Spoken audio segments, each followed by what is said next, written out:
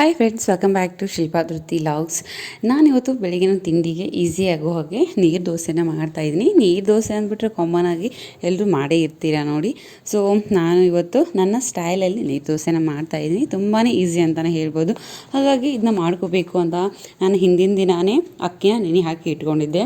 ದೋಸೆ ಎಲ್ಲ ಮಾಡಬೇಕು ಅಂದರೆ ಒಂದು 4 hours ನೆನೆಸಿಟ್ಕೊಂಡ್ಬಿಟ್ಟು ನೈಟು ಮಲಗೋ ಟೈಮಲ್ಲಿ ಅಕ್ಕಿನ ಗ್ರೈಂಡ್ ಮಾಡಿ ಇಟ್ಕೊತೀವಿ. ಬಟ್ ಇದು ಹಾಗಲ್ಲ. ನೈಟು ನಾನು ಮಲಗೋ ಟೈಮಲ್ಲಿ ನೆನಪಾಯಿತು ನಾಳೆ ತಿಂಡಿಗೆ ಏನು ಮಾಡೋದು ಅಂತ. ಹಾಗಾಗಿ ಸಡನ್ನಾಗಿ ನಾನು ಇಲ್ಲಿ ಅಕ್ಕಿನ ತೊಳೆದು ಇಟ್ಕೊಳ್ತಾ ಇದ್ದೆ. ಅಕ್ಕಿನ ಫಸ್ಟು ಒಂದು 3-4 ಟೈಮು ಚೆನ್ನಾಗಿ ಫಸ್ಟ್ ತೊಳೆದು ಇಟ್ಕೊಂಡ್ಬಿಟ್ರೆ ನೆನೆಸಿದ ನಂತರ ತೊಳೆಯೋಂಥ ಅವಶ್ಯಕತೆ ಇರೋದಿಲ್ಲ.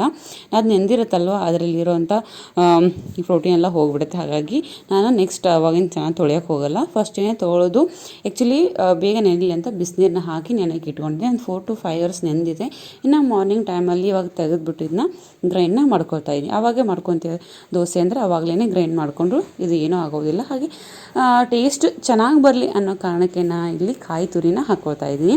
ಅದು ತುಂಬ ಏನು ಹಾಕ್ಕೋತಾ ಇಲ್ಲ. 1 ಗ್ಲಾಸಷ್ಟು ಅಕ್ಕಿನ ಹಾಕ್ಕೊಂಡಿದ್ದಲ್ವ, ಅದಕ್ಕೆ ನಾನು ಒಂದು ಕಪ್ ಆಗುವಷ್ಟು, ಅಂದರೆ ಒಂದು ಕಾಯಲ್ಲಿ ಅರ್ಧ ಕಾಯಿನಲ್ಲಿ ಇನ್ನೂ ಭಾಗ ಅಷ್ಟನ್ನೇ ನಾನು ಕಾಯಿ ತುರಿನ ಹಾಕ್ಕೊಂಡು ಇವಾಗ ಚೆನ್ನಾಗಿ ನುಣ್ಣಗೆ ಎರಡೂ ತುಂಬಾ ನುಣ್ಣಗೆ ಆಗೋವರೆಗೂ ಗ್ರೈಂಡ್ ಮಾಡ್ಕೊಂಡ್ಬಿಟ್ಟು ಇವಾಗ ಒಂದು ಪಾತ್ರೆಗೆ ಟ್ರಾನ್ಸ್ಫರ್ ಮಾಡಿಕೊಂಡೆ. ಹಾಗೆ ಇನ್ನು ನಿಮಗೆ ಆಲ್ಮೋಸ್ಟ್ ಎಲ್ಲ ಗೊತ್ತು, ನೀರು ದೋಸೆ ಆ್ಯಕ್ಚುಲಿ ಹೆಸರೇ ನೀರಲ್ವ, ಅದು ನೀರು ಥರನೇ ಇರಬೇಕು. 1 ಗ್ಲಾಸಿಗೆ ಇನ್ನೊಂದು ಗ್ಲಾಸು ನೀರನ್ನು ಹಾಕಿ ಇವಾಗ ಹಿಟ್ಟನ್ನ ರೆಡಿ ಮಾಡಿ ಎತ್ತಿಟ್ಕೊಂಡೆ. ಈ ಜೊತೆ ಒಂದು ತುಂಬಾ ಟೇಸ್ಟ್ಫುಲ್ ಅಂತ ಚಟ್ನಿನ ಮಾಡ್ತಾಯಿದ್ದೀನಿ. ಇಲ್ಲಿ ನಾನು ಪ್ಯಾನ್ನ ಇಟ್ಕೊಂಡಿದ್ದೀನಿ. ಆ ಪ್ಯಾನಿಗೆ 1 ಟೇಬಲ್ ಸ್ಪೂನ್ ಆಗೋಷ್ಟು ಎಣ್ಣೆ ಹಾಕ್ಕೊಂಡು ಅದಕ್ಕೆ ಉದ್ದಿನಬೇಳೆ ಹಾಗೆಯೇ ಕಡಲೆಬೇಳೆ ಇರ್ಬೋದು, ಪುಟಾಣಿ ಬೇಳೆ ಇರ್ತಲ್ಲ ಅದನ್ನು ಹಾಕ್ಕೊಂಡಿದ್ದೀನಿ. ಇವನ್ನೆಲ್ಲನೂ ಹಾಕ್ಕೊಂಡು ಈ ರೀತಿಯಾಗಿ ಸ್ವಲ್ಪ ಬಿಸಿ ಮಾಡ್ಕೊಂಡು ಎಣ್ಣೆಯಲ್ಲಿ ಬಿಸಿ ಮಾಡಿ ನಾವು ಚಟ್ನಿ ಮಾಡ್ಕೊಳ್ಳೋದ್ರಿಂದ ತುಂಬಾ ಟೇಸ್ಟಿಯಾಗಿ ಬರುತ್ತೆ. ನಾವು ಹೋಟೆಲ್ ಕಡೆ ಎಲ್ಲ ತಿಂದಿರ್ತೀವಲ್ಲ, ಅದೇ ರೀತಿ ಅಂತ ಟೇಸ್ಟ್ ಕೊಡುತ್ತೆ. ಹಾಗಾಗಿ ನಾನು ಇವತ್ತು ಈ ರೀತಿ ಅಂತ ಚಟ್ನಿ ಮಾಡ್ತಾ ಇರೋದು. ನೀವು ಕೂಡ ಟ್ರೈ ಮಾಡಿ, ಖಂಡಿತ ಇಷ್ಟ ಆಗುತ್ತೆ ಈ ಒಂದು ಚಟ್ನಿ. ಸೊ ಈಗ ಎಣ್ಣೆಯಲ್ಲಿ ಉದ್ದಿನಬೇಳೆ ಹಾಕ್ಕೊಂಡಿದ್ದೀನಿ, ಕರಿಬೇವು ಸೊಪ್ಪು, ಪುಟಾಣಿ ಹಾಗೆಯೇ ಶೇಂಗಾ ಹಾಕ್ಕೊಂಡು ಒಂದೇ ಅಷ್ಟೇ ಹಸಿರು ಮೆಣಸಿನ್ಕಾಯಿನ ಹಾಕ್ಕೊಂಡಿದ್ದೀನಿ. ಬೇಕಾದ್ರೆ ಖಾರಕ್ಕೆ ನೋಡಿಕೊಂಡು ಹಾಕ್ಕೊಳ್ಬಹುದು. ಇದನ್ನ ಚೆನ್ನಾಗಿ ಸ್ವಲ್ಪ ಕಲರ್ ಟರ್ನ್ ಆಗಬೇಕು ನೋಡಿ. ಉದ್ದಿನಬೇಳೆ ಹಾಕ್ಕೊಳ್ಳೋದ್ರಿಂದ ಟೇಸ್ಟ್ ಅಂತೂ ತುಂಬಾ ಚೆನ್ನಾಗಿ ಬರುತ್ತೆ. ಹಾಗೆಯೇ ಹೀಗೆ ಫ್ರೈ ಮಾಡ್ತೀವಲ್ಲ ಎಣ್ಣೆಯಲ್ಲಿ, ಅವಾಗ ಅದ್ರ ಘಮನೇ ತುಂಬ ಚೆನ್ನಾಗಿ ಬರುತ್ತೆ. ಸೊ ಟ್ರೈ ಮಾಡಿದವರು ನಿಮಗೂ ಕೂಡ ಅನಿಸಿರುತ್ತೆ, ಅಷ್ಟು ಚೆನ್ನಾಗಿ ಬರುತ್ತೆ. ಹಾಗೆಯೇ ಇವಾಗ ಎಲ್ಲವನ್ನು ಎಣ್ಣೆಯಲ್ಲಿ ಚೆನ್ನಾಗಿ ಫ್ರೈ ಮಾಡಿಕೊಂಡು ಎತ್ತಿಟ್ಕೊಳ್ತಾ ಇದ್ದೀನಿ. ಸೊ ನಾನು ಇದಕ್ಕೊಂದು ಇಂಗ್ರೀಡಿಯೆಂಟ್ಸ್ ಹಾಕೋದೇ ಮರೆತುಬಿಟ್ಟಿದೆ. ಬೆಳ್ಳುಳ್ಳಿನ ಹಾಕ್ಕೊಳ್ತಾ ಇದ್ದೀನಿ. ನಂಗೆ ಬೆಳ್ಳುಳ್ಳಿ ಹಾಕ್ಕೊಂಡು ಈ ರೀತಿ ಚಟ್ನಿ ಮಾಡೋದು ಇಷ್ಟ ಆಗುತ್ತೆ. ಹಾಗಾಗಿ ಸೊ ಬಿಸಿ ಇತ್ತಲ್ವ, ಹಾಗಾಗಿ ಒಂದು 4 ಹೆಸರು ಬೆಳ್ಳುಳ್ಳಿನ ಹಾಕ್ಕೊಂಡು ಹಾಗೆಯೇ ಒಂದು ಮಿಕ್ಸಿ ಜಾರಲ್ಲಿ ಒಂದು ಅರ್ಧದಷ್ಟೇ ಸ್ವಲ್ಪನೇ ಕೊಬ್ಬರಿನ ಹಾಕ್ಕೊಂಡಿದ್ದೀನಿ. ಇವಾಗ ಎಲ್ಲನೂ ಫ್ರೈ ಮಾಡಿ ಇಟ್ಕೊಂಡಿರುವಂಥದ್ದನ್ನ ಎಲ್ಲವೂ ಕಂಪ್ಲೀಟ್ಲಿ ತಣ್ಣಗಾದ ನಂತರ ಇಲ್ಲಿ ಮಿಕ್ಸಿ ಜಾರಿಗೆ ಹಾಕ್ಕೊಳ್ತಾ ಇದ್ದೀನಿ. ಕೊತ್ತಂಬರಿ ಸೊಪ್ಪನ್ನು ಕೂಡ ಹಾಕ್ಕೊಂಡಿದ್ದೀನಿ. ಕೊತ್ತಂಬರಿ ಸೊಪ್ಪಿನ ಅಂತೂ ಮುಗಿಲು ಮುಟ್ಟಿಬಿಟ್ಟಿದೆ, ಅಷ್ಟೊಂದು ರೇಟ್ ಆಗಿಬಿಟ್ಟಿದೆ ನೋಡಿ. ಇನ್ನು ಇದಕ್ಕೆ ಉಪ್ಪು, ರುಚಿ ತಕ್ಕಂಗೆ ಉಪ್ಪು ಹಾಕ್ಕೊಂಡಿದ್ದೀನಿ. ಬೇಕಿದ್ರಲ್ಲಿ ಸಕ್ಕರೆ ಕೂಡ ಹಾಕ್ಕೊಳ್ಬೋದು. ನಾನು ಸಕ್ಕರೆ ಕೂಡ ಹಾಕ್ಕೊಳ್ತೀನಿ, ಟೇಸ್ಟ್ ಚೆನ್ನಾಗಿ ಬರುತ್ತೆ ಅಂತ ಹೇಳಿ ಸಕ್ಕರೆ ಹಾಕ್ಕೊಂಡು ಸ್ವಲ್ಪ ನೀರನ್ನು ಹಾಕಿಬಿಟ್ಟು ಇದನ್ನು ಕೂಡ ಇವಾಗ ನುಣ್ಣಗೆ ರುಬ್ಕೊಂಡು ಬಂದರೆ ತುಂಬಾ ಟೇಸ್ಟಿಯಾಗಿರುವಂಥ ಒಂದು ಚಟ್ನಿ ರೆಡಿ ಆಗುತ್ತೆ. ನೀರು ದೋಸೆ ಸ್ವಲ್ಪ ಗಟ್ಟಿ ಚಟ್ನಿ ಇದ್ರೇ ಟೇಸ್ಟು ಚೆನ್ನಾಗಿರುತ್ತೆ ಅಲ್ವಾ. ಹಾಗಾಗಿ ನಾನಿಲ್ಲಿ ಈ ರೀತಿಯಾಗಿ ಚಟ್ನಿನ ಮಾಡಿಟ್ಕೊಂಡು ಇದನ್ನು ಒಂದು ಬೌಲ್ಗೆ ಸರ್ವ್ ಮಾಡ್ಕೊಳ್ತಾ ಇದ್ದೀನಿ. ಅಂದರೆ ಇದಕ್ಕೊಂದು ತಡಕ ಕೊಟ್ಟರೆ ಇನ್ನೂ ತುಂಬ ಟೇಸ್ಟ್ ಬರುತ್ತೆ ನೋಡಿ. ಹಾಗಾಗಿ ಒಂದು ತಡಕ ಹಾಕ್ಕೊಂಡ್ರಾಯ್ತು ಅಂತ ಹೇಳ್ಬಿಟ್ಟು ಒಂದು ಈ ರೀತಿ ಒಗ್ಗರಣೆನ ಕೊಟ್ಕೊಂಡು, ಏನಿಲ್ಲ ಎಣ್ಣೆಗೆ ಸಾಸಿವೆ, ಜೀರಿಗೆ ಹಾಗೆಯೇ ಕರಿಬೇವು ಸೊಪ್ಪನ್ನು ಹಾಕಿ ಈ ರೀತಿ ತಡಕ ಕೊಟ್ಟೆ. ಹಾಗೆಯೇ ಅದ್ರ ಜೊತೆಗೇ ಇಲ್ಲಿ ಸಾಂಬಾರನ್ನ ಮಾಡ್ಕೊಂಡ್ಬಿಟ್ರೆ ಆಯಿತು, ಎಲ್ಲ ಪಲ್ಯನೂ ಮಾಡ್ಕೊಂಡ್ರಾಯ್ತು. ಒಂದು ಮಧ್ಯಾಹ್ನ ಕಡೆಗೇನೋ ಆಗುತ್ತೆ. ಹಾಗೆಯೇ ಹಸ್ಬೆಂಡು ರೆಡಿ ಆಗೋಷ್ಟರಲ್ಲಿ ಏನಾದರೂ ಒಂದು ಅಡುಗೆನ ಮಾಡಿಕೊಂಡ್ರೆ ಆಗಿಬಿಡುತ್ತೆ. ಅದೇ ಟೈಮಲ್ಲಿ ಎಟ್ ಎ ಟೈಮು ಇದು ಕೂಡ ಆವಾಗಲೇ ಮುಗಿದು ಹೋಗುತ್ತೆ. ಇವ್ರು ರೆಡಿ ಆಗ್ತಿರ್ತಾರೆ, ಅಷ್ಟೊತ್ತಿಗೆ ದೋಸೆ ಹಾಕ್ತಾಯಿದ್ರೆ ಆರಿಬಿಡುತ್ತಲ್ವ. ಹಾಗಾಗಿ ಇಲ್ಲಿ ನಾನು ಈಸಿಯಾಗಿ ಇನ್ಸ್ಟೆಂಟಿಗೆ 10 ನಿಮಿಷದಲ್ಲಿ ದೋಸೆನ ಮಾಡ್ಕೊಡ್ಬೋದು. ಹಾಗೆಯೇ ಅದ್ರ ಜೊತೆಗೆ ಇಲ್ಲಿ ಒಂದು 10 ನಿಮಿಷದಲ್ಲಿ ಸಾಂಬಾರು ಮಾಡ್ಕೊಳ್ತಾ ಇದ್ದೆ. ಏನಿಲ್ಲ, ನಾನು ಇಲ್ಲಿ ಮಜ್ಜಿಗೆ ಸಾಂಬಾರು, ಮಜ್ಜಿಗೆ ಹುಳಿ ಅಂತಾರಲ್ಲ ಅದನ್ನ ಮಾಡ್ತಾಯಿದ್ದೀನಿ. ನಿಮ್ಮ ಕಡೆ ಹೇಗೆ ಮಾಡ್ತಾರೋ ಗೊತ್ತಿಲ್ಲ, ಬಟ್ ನಾನು ಹೇಗೆ ಮಾಡ್ತೀನಿ ಅಂತ ತೋರಿಸ್ತಾ ಇದ್ದೀನಿ. ಪಾತ್ರೆ ಇಟ್ಕೊಂಡು ಎಣ್ಣೆನ ಹಾಕಿ, ಎಣ್ಣೆ ಬಿಸಿ ಆದ ನಂತರ ಸಾಸಿವೆ ಜೀರಿಗೆ ಹಾಕ್ಕೊಂಡು ಅದರಲ್ಲಿ ಬೆಳ್ಳುಳ್ಳಿ ಜಜ್ಜಿಟ್ಕೊಂಡಿದ್ದೆ ಅದನ್ನ ಹಾಕ್ಕೊಂಡಿದ್ದೀನಿ. ಕರಿಬೇವು ಸೊಪ್ಪನ್ನು ಹಾಕ್ಕೊಂಡಿದ್ದೀನಿ.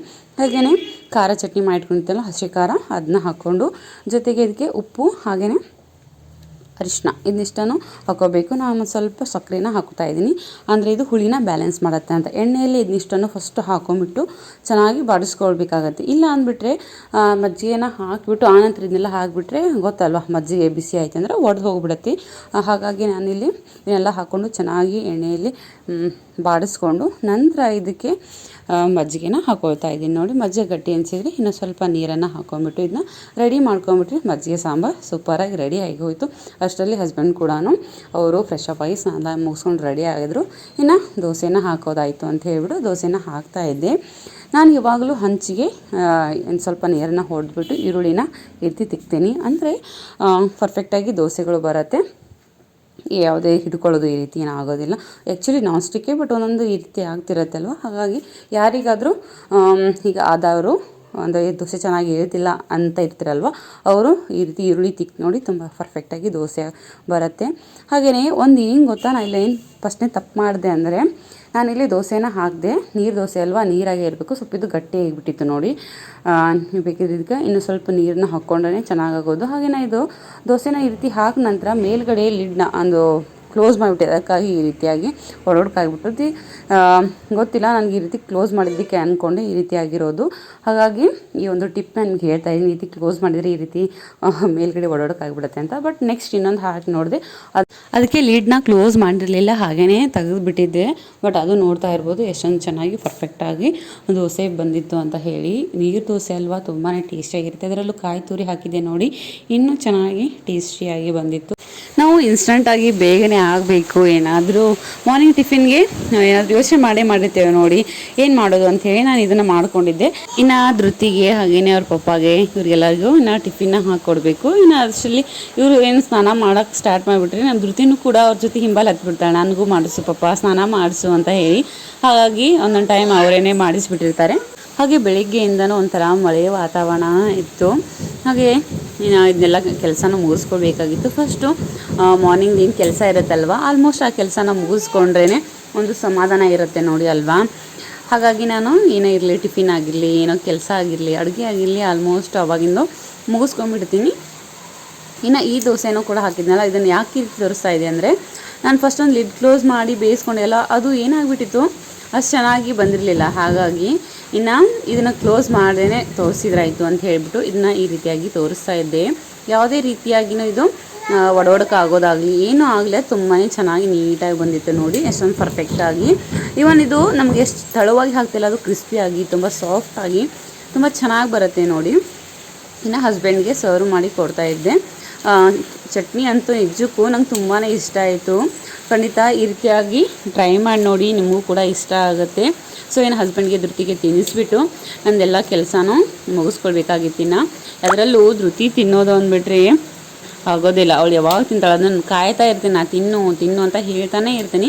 ಅವಳು ಆದಷ್ಟು ಈಸಿ ಅಲ್ಲ ನೋಡಿ ಮಕ್ಕಳಿಗೆ ತಿನ್ನಿಸೋದು ಉಣಿಸೋದು ಅಂದರೆ, ತುಂಬ ಕಾಡ್ತಿರ್ತಾರೆ. ಹಾಗಾಗಿ ಅವಳು ಯಾಕೋ ತಿಂತಾ ಇದ್ಲು. ನೀರು ದೋಸೆ ಚೆನ್ನಾಗಿದೆ, ಸಪ್ಪೆ ಇದೆ, ತಿನ್ನು ಅಂತ ಹೇಳ್ತಾ ಇದ್ದೆ ಅವಳಿಗೆ. ಹಾಗಾಗಿ ತಿನ್ನು ಅಂತ ಹೇಳಬೇಕು ನೋಡಿ, ಎಷ್ಟೇ ಹೇಳಿ ಇದು ಚೆನ್ನಾಗಿದೆ ಅಮ್ಮ ತಿನ್ನು ಅಂತ ಹೇಳಿ ಬೇಗ ಬಾಯಲ್ಲಿ ಇಟ್ಕೊಳ್ಳೋದೇ ಇಲ್ಲ. ಹಾಗಾಗಿ ಅವಳು ತಿಂದರೆ ಸ್ವಲ್ಪ ಹೊಟ್ಟೆ ತುಂಬತ್ತೆ ಅನ್ನೋ ಕಾರಣಕ್ಕೆ ತಿನ್ನು ಅಂತ ಹೇಳಿಬಿಟ್ಟು ಎಷ್ಟೊತ್ತಾದ್ರೂ ಎಲ್ಲ ಚೆಲ್ಲಾಡಿದ್ರೂ ಪರವಾಗಿಲ್ಲ ತಿನ್ನಿಸ್ತೀನಿ ಅವಳಿಗೆ. ಇನ್ನು ನನ್ನ ಒಂದು ಕೆಲಸನೆಲ್ಲ ಮುಗಿಸ್ಕೊಂಡು, hi friends, welcome back to ಶಿಲ್ಪಾದತ್ತಿ ಲಾಗ್ಸ್. ಎಲ್ಲರೂ ಹೇಗಿದ್ದೀರಾ?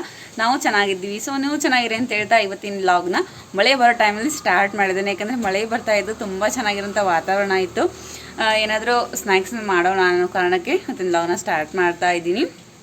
ಹಾಗೆಯೇ ಈ ಒಂದು ವಿಡಿಯೋ ನಿಮಗೆ ಇಷ್ಟ ಆದರೆ ಲೈಕ್ ಮಾಡಿ, ನನ್ನ ಚಾನಲ್ಗೆ ಹೊಸದಾಗಿ ಯಾರು ನೋಡ್ತಿದ್ದೀರಾ ದಯವಿಟ್ಟು ಸಬ್ಸ್ಕ್ರೈಬ್ ಮಾಡಿಕೊಂಡು ನಮ್ಮ ಚಾನಲ್ಗೆ ಸಪೋರ್ಟ್ ಮಾಡಿ.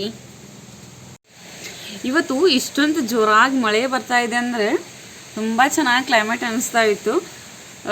ಫುಲ್ ಒಂದು ವೀಕಿಂದ ಆಯಿತು ಮಳೆ ಬರೋ ಥರ ಆಗೋದು, ಅಷ್ಟೊಂದು ಮಳೆ ಆಗಿರಲಿಲ್ಲ.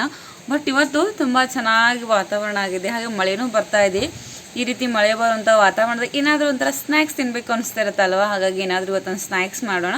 ಹಾಗೆ ನಮ್ಮ ಧೃತಿ ನೋಡಬೇಕು, ಒಂದು ಮಧ್ಯಾಹ್ನದಿಂದ ಮಲ್ಕೊಂಡ್ಬಿಟ್ಟಿದ್ದಾಳೆ. ಹೇಗೆ ಮಲ್ಕೊಂಡ್ತಾಳೆ ಗುಬ್ಬಿ ಮರಿತಾರ ನೋಡಿ.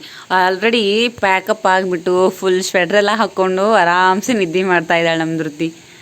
ಅವಳಿಗೆ ಈ ರೀತಿ ಕೋಲ್ಡ್ ಆಗಿತ್ತು ಅಂದರೆ ಬರೀ ನಿದ್ದೆ ಮಾಡ್ತಾ ಇರ್ತಾಳೆ. ಹಾಗೆ ವೆದರ್ ಕೂಡ ತುಂಬ ಚೆನ್ನಾಗಾಗಿತ್ತು, ಹಾಗೆ ಚೆನ್ನಾಗಿ ಮಳೆ ಬರ್ತಾ ಇತ್ತು. ಸೊ ಏನಾದರೂ ಒಂದು ಸ್ನ್ಯಾಕ್ಸ್ ಮಾಡೋಣ ಅಂತ ನೋಡೋಣ. ಆ್ಯಕ್ಚುಲಿ ಈ ಜಿಟಿ ಮಳೆ ಬರ್ತಾ ಇರುವಾಗ ಬಜ್ಜಿ ಮಳೆ ತುಂಬ ಚೆನ್ನಾಗಿರುತ್ತೆ ಅಲ್ವಾ. ಸೊ ನೋಡೋಣ ಏನು ಮಾಡ್ತೀನಿ ಅಂತ. ಸೊ ಏನೆಲ್ಲ ಮಾಡ್ತೀನಿ ಅಂತ ನಿಮ್ಮ ಜೊತೆ ಶೇರ್ ಮಾಡ್ತೀನಿ. ನಾನಿಲ್ಲಿ ಆ್ಯಕ್ಚುಲಿ ಮಂಡಕ್ಕಿನ ಎಲ್ಲ ಮಾಡಿದೆ. ಬಟ್ ಇದ್ರದ್ದು ವೀಡಿಯೋಸ್ ಕ್ಲಿಪ್ಪಿಂಗ್ಸ್ ಆಗಲಿಲ್ಲ. ಆಲ್ಮೋಸ್ಟ್ ಎಲ್ಲರೂ ಮಂಡಕ್ಕಿ ಮಾಡೋದು ಗೊತ್ತಿರ್ತಲ್ಲ, ಬಟ್ ನಾನು ಯಾವ ಥರ ಮಾಡಿದೆ ಅಂತ ತೋರಿಸ್ಬೇಕಿತ್ತು. ಬಟ್ ನಾನು ಇದು ತೋರ್ಸೋಕ್ಕಾಗಲಿಲ್ಲ. ಲಾಸ್ಟಿಗೆ ಸರ್ವ್ ಮಾಡ್ತಾ ಇದ್ನಲ್ಲ ಕೊಡೋ ಟೈಮಲ್ಲಿ ಒಂದು ವಿಡಿಯೋಸ್ನ ಮಾಡ್ಕೊಂಡಿದ್ದು ಅಷ್ಟೇ. ಆ್ಯಕ್ಚುಲಿ ಕರೆಂಟು ಹೋಗ್ಬಿಟ್ಟಿತ್ತು. ಇಲ್ಲಿ ಮನೇಲಿ ಏನಾಯ್ತು, ಕರೆಂಟ್ ಹೋಗ್ಬಿಟ್ಟೆ ಅಷ್ಟೊಂದು ಕ್ಲಿಯರಾಗಿ ವಿಡಿಯೋ ಬರೋದಿಲ್ಲ, ಹಾಗಾಗಿ ನಾನು ಮಾಡ್ಕೊಳ್ಳಿಕ್ಕೆ ಹೋಗಲಿಲ್ಲ. ಲಾಸ್ಟಿನ ಸರ್ವ್ ಮಾಡೋ ಟೈಮಲ್ಲಿ ಕರೆಂಟು ಬಂದುಬಿಡ್ತು, ಹಾಗಾಗಿ ಆವಾಗ ಒಂದು ವಿಡಿಯೋನ ಮಾಡ್ಕೊಂಡಿದ್ದು. ಇನ್ನು ಧೃತಿಗೆ ಹಾಗೆಯೇ ಅವ್ರ ಅಪ್ಪಾಜಿನ ಕೂಡ ಆವಾಗಲೇ ಸಾಯಂಕಾಲ ಬಂದರು, ಫ್ರೆಶ್ ಅಪ್ ಆಗಿಬಿಟ್ಟು ಇನ್ನು ಒಂದು ಟಿಫಿನ್ ಅಂದರೆ ಈವ್ನಿಂಗ್ ಸ್ನ್ಯಾಕ್ಸ್ನ ಮಂಡಕ್ಕಿ ಮತ್ತು ಮಿರ್ಚಿನ ತಿಂತಾಯಿದ್ವಿ. ನೋಡಿ ತುಂಬ ಚೆನ್ನಾಗಿರುತ್ತೆ ಅಲ್ವಾ ಈ ವೆದರ್ಗೆ. ಯಾರೆಲ್ಲ ಈ ರೀತಿ ಮಾಡ್ತೀರಂತ ಕಾಮೆಂಟ್ ಮಾಡಿ. ಮತ್ತು ನೆಕ್ಸ್ಟ್ ವ್ಲಾಗಲ್ಲಿ ಸಿಗ್ತೀನಿ. Okay, thank you, bye.